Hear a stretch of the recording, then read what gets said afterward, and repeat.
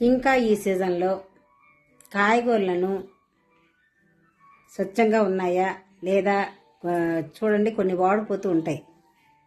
అటువంటి పోయి తినకూడదు ఈ శీతాకాలం, ఎందుకంటే అరుగుదలకు రాదు. కొన్ని పుచ్చులు ఉంటాయి. మంచి కాయగూరలు ఎంచుకోవాలి. తోటకూర మంచిది ఎంచుకోవాలి, లేతది ఉండాలన్నమాట. ఇటువంటివన్నీ శీతాకాలంలో చూడాలండి. తర్వాత నెక్స్ట్ ఏంటంటే, ఫ్రిడ్జ్లో ఉన్నవి పళ్ళైనా ఏవైనా సరే ఫ్రిడ్జ్లో ఉన్నవి ఈ నెల తినకూడదన్నమాట. ఎందుకంటే అసలే పైన చల్లదనం.